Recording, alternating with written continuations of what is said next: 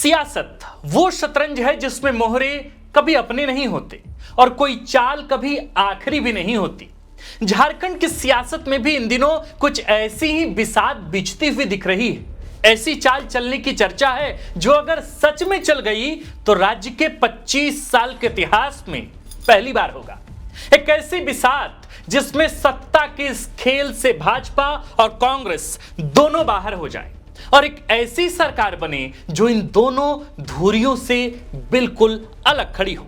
सवाल है कि क्या यह मुमकिन है या फिर यह सिर्फ सियासत का शोर है या फिर सच में सत्ता में बदलाव की कोई बड़ी स्क्रिप्ट लिखी जा रही है। क्या है इसके पीछे की रणनीति और कौन है इस माइंड गेम के पीछे और क्यों, आज हम इस सियासी कहानी के पर्दे खोलेंगे। नमस्कार, प्रणाम, जोहार। हमारा नाम आकाश आनंद है और आप देखना शुरू कर चुके हैं द फोर्थ पिलर .लाइव। सबसे पहले बात उस बयान की जिसने झारखंड में गैर भाजपा गैर कांग्रेस सरकार की संभावना को महज अटकलों से निकालकर एक गंभीर सियासी बहस में बदल दिया है। यह बयान आया है जमशेदपुर पश्चिम के विधायक सरयू राय की ओर से। सरयू राय एक ऐसा नाम जो अपनी बेबाक शैली और अलग लाइन लेने के लिए जाने जाते हैं। उन्होंने सीधे मुख्यमंत्री हेमंत सोरेन के सामने प्रस्ताव रख दिया, कांग्रेस और बीजेपी को छोड़िए, नई सरकार बनाइए, हम जैसे कुछ विधायक बिना शर्त समर्थन देने को तैयार हैं। यह सिर्फ एक बयान नहीं था, इसके साथ सरयू राय ने पूरा मैथमेटिकल फॉर्मूला भी सामने रख दिया था। उन्होंने कहा कि झारखंड मुक्ति मोर्चा के 34 विधायक, राजद के 4, भाकपा माले के 2 और 2-3 अन्य विधायकों का समर्थन मिल जाए तो 41 का मैजिक नंबर आराम से हासिल किया जा सकता है। यानी तस्वीर ऐसी पेश की गई जैसे बिना कांग्रेस और बीजेपी के भी सरकार बनाना न सिर्फ संभव है बल्कि काफी सहज भी है। लेकिन सरयू राय यही नहीं रुके, उन्होंने इसके पीछे की वजह भी साफ की। उनका कहना है कि जिस तरह की बयानबाजी इन दिनों कांग्रेस और झारखंड मुक्ति मोर्चा के बीच चल रही है उससे यह रिश्ता मजबूरी का ज्यादा और मजबूती का कम दिखता है।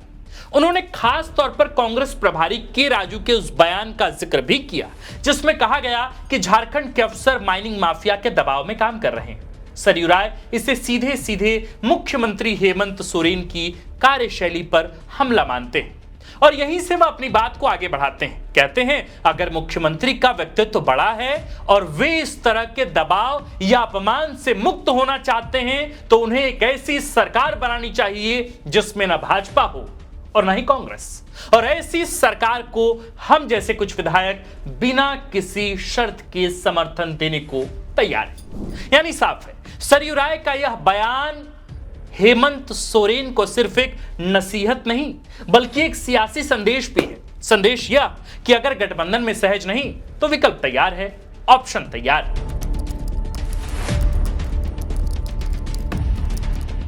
सरयू राय ने जिस विकल्प की बात की, दरअसल ऐसी ही संभावना जेएलकेएम के फायर ब्रांड लीडर और डुमरी के विधायक जयराम महतो विधानसभा के बजट सत्र के दौरान पहले ही जाहिर कर चुके हैं। जयराम महतो ने कहा था कि आने वाले दिनों में झारखंड में ऐसी सरकार दिखेगी जिसमें न भाजपा होगी और न ही कांग्रेस। उन्होंने इसके पीछे की लॉजिक भी बताई थी। कहा था केंद्र और राज्य के बीच फंड को लेकर जो टकराव चल रहा है वही आगे चलकर बड़ा राजनीतिक बदलाव ला सकती है। उनका साफ कहना था इस टकराव का असर अब सियासत में दिखने लगा है और आने वाले समय में सत्ता के समीकरण बदल सकते हैं। सरयू राय और जयराम महतो से पहले निकाय चुनाव के दौरान कांग्रेस के वरिष्ठ नेता और पूर्व मंत्री केएन त्रिपाठी भी बड़ा दावा कर चुके हैं। उन्होंने कहा था कि झारखंड में सत्ता का चेहरा बदलने वाला है, जेएमएम और बीजेपी मिलकर नई सरकार बनाने जा रही। यही नहीं, उन्होंने यहां तक कह दिया था कि झामुमो की अमित शाह से डील हो चुकी है। हालांकि कांग्रेस के प्रदेश नेतृत्व ने इस बयान को उनका निजी बयान बताकर किनारा कर लिया, पल्ला झाड़ लिया। लेकिन सवाल यहीं से उठता है, अगर इस बयान में जरा भी सच्चाई है तो क्या पर्दे के पीछे कोई बड़ा खेल चल रहा है? और अगर यह सिर्फ बयानबाजी है तो भी एक बात साफ है, गठबंधन के भीतर भरोसा पहले जैसा नहीं रहा, क्योंकि हाल ही में झामुमो के प्रवक्ता सुप्रियो भट्टाचार्य भी कांग्रेस पर तीखा हमला करते हुए उसे विषधर सांप तक कह चुके हैं। यानी रिश्तों में दरार अब बयानबाजी में खुलकर दिखने भी लगी।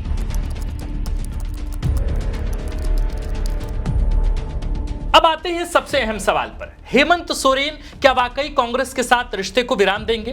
क्या वह भाजपा के साथ मिलकर सरकार बनाएंगे, या फिर वह सरयू राय और जयराम महतो के फॉर्मूले पर चलते हुए एक ऐसी सरकार की दिशा में आगे बढ़ेंगे जहां न तो कांग्रेस के लिए कोई स्पेस हो, न ही भाजपा के लिए? आज की तारीख में हेमंत सोरेन सरकार की पोजीशनिंग की बात करें तो वह कंफर्टेबल से भी ऊपर है। 81 सदस्यों वाली विधानसभा में उनके पास झामुमो, कांग्रेस और राजद को मिलाकर 56 विधायकों की ठोस ताकत है। उनके पास निर्णय लेने की पूरी आजादी है, वे बिंदास फैसले ले रहे हैं। ऐसे में भला वह 56 इंच वाले सुरक्षित किले को छोड़कर 41-42 नंबरों के साथ ऐसी सरकार का ऑप्शन क्यों चुनेंगे जहां 1-2 नंबर भी खिसक जाए तो सरकार सीधे धराशायी हो जाएगी। ऐसे में सवाल यह भी है कि सरयू राय और जयराम महतो की ओर से पेश किया गया फॉर्मूला हेमंत सोरेन के लिए राहत है या कोई सियासी ट्रैप? सरयू राय के फॉर्मूले पर गौर करें तो सरकार अधिकतम 42 से 44 के आंकड़े पर टिकेगी। झारखंड में सत्ता के लिए मैजिक नंबर 41 है, यानी 41, और इस फॉर्मूले के अनुसार हेमंत सोरेन के पास मैजिक नंबर से यानी कि 41 से सिर्फ 2-3 नंबरों की ही बढ़त होगी। 56 विधायकों के साथ जो सरकार शेर की तरह चलती है, 42 विधायकों के साथ वह हर दिन सर्वाइवल की जंग लड़ेगी। एक भी निर्दलीय या छोटा दल नाराज हुआ तो सरकार गिर जाएगी। जब संख्या कम होती है तो छोटे घटक दल या बाहर से समर्थन देने वाले नेता सुपर सीएम की भूमिका में आ जाते हैं। क्या हेमंत सोरेन जैसा लीडर सरयू राय या जयराम महतो के दबाव में सरकार चलाना पसंद करेंगे? अगर हेमंत सोरेन मौजूदा गठबंधन को अपनी ओर से खत्म करते हैं तो जनता के बीच उनकी विश्वसनीयता पर भी सवाल उठेंगे। आज की तारीख में कांग्रेस के पास जो मुस्लिम और ईसाई वोट बैंक है वह आसानी से झामुमो को शिफ्ट हो जाता है। कांग्रेस से अलग होते ही इस वोट बैंक में बिखराव का डर रहेगा।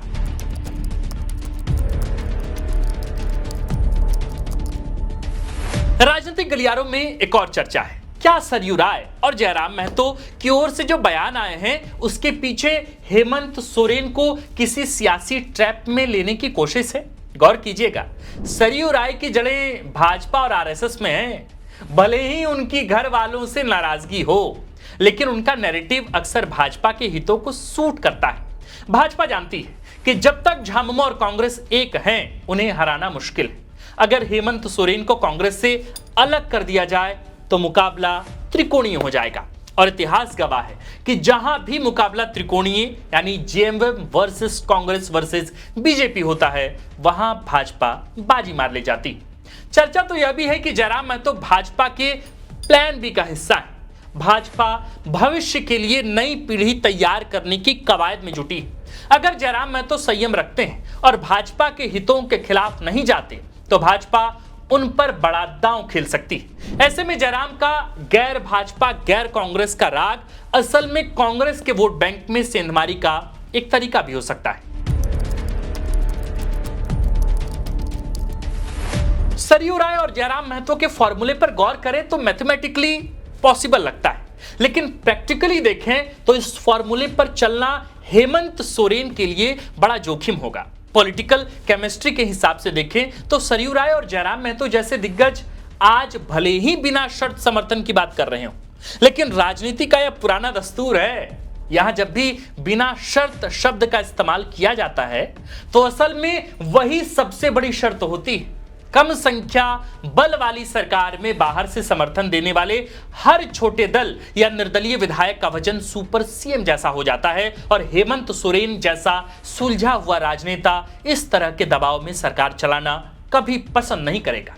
अगर हम इस पूरे प्रकरण को गहराई से देखें तो यह सरकार बदलने की लड़ाई कम और नैरेटिव बदलने की जंग ज्यादा नजर आती है। इसके पीछे कई परतें हो सकती हैं। संभव है कि यह कांग्रेस पर दबाव बनाने की झामुमो की कोई आंतरिक रणनीति हो, या फिर यह भाजपा की वो लॉन्ग टर्म प्लानिंग जिसके जरिए वह गठबंधन की गांठों को ढीला करना चाहती है। संभव यह भी है कि ऐसे फॉर्मूले के पीछे की वजह क्षेत्रीय नेताओं की निजी राजनीतिक महत्वाकांक्षा भी हो।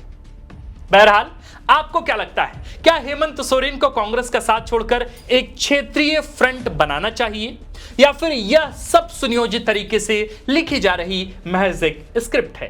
अपनी राय हमें कमेंट बॉक्स में जरूर बताएं। मेरे प्रिय सुधी दर्शकों, अगर आपको यह वीडियो पसंद आई हो तो आप इस वीडियो को झारखंड के हर मोबाइल स्क्रीन तक पहुंचाइए ताकि आपकी बाकी जनता की राय भी हम तक पहुंच सके। बाकी अगर आपने अब तक द फोर्थ पिलर को फॉलो, लाइक, सब्सक्राइब न किया हो तो ये मौका है गुरु। वीडियो पसंद आई हो, वीडियो पसंद आई, आपने शेयर भी कर दिया तो चैनल को सब्सक्राइब करने की बारी है। फेसबुक पर आप देख रहे हैं तो हमें फॉलो कीजिए, इंस्टाग्राम पर भी फॉलो बटन है, बाकी यूट्यूब पर आप हमें सब्सक्राइब कर सकते हैं। आप देख रहे थे द फोर्थ पिलर। हमारा नाम आकाश आनंद है, कैमरे के पीछे विक्की, और इस खबर कंटेंट रिसर्च स्क्रिप्ट को लिखा है झारखंड के वरिष्ठ पत्रकार वराची प्रेस क्लब के प्रेसिडेंट शंभुनाथ चौधरी सर ने। शुक्रिया। किसान साथियों, कम लागत में भरपूर उत्पादन के लिए बुआई या रोपाई से पहले इफ्को नैनो डीएपी से बीज और पौध का शोधन जरूर करें। गेहूं, मक्का जैसी फसलों के लिए 1 किलो बीज को 5 ml नैनो डीएपी से उपचारित करें। रोपाई वाली फसलों की पौध को 1 लीटर पानी में 5 ml नैनो डीएपी से जड़ शोधन करें। आलू, गन्ने के लिए 15 लीटर की टंकी में 75 ml नैनो डीएपी मिलाकर बीज शोधन करें। नैनो डीएपी की ताकत से लहलहा उठेंगी फसलें।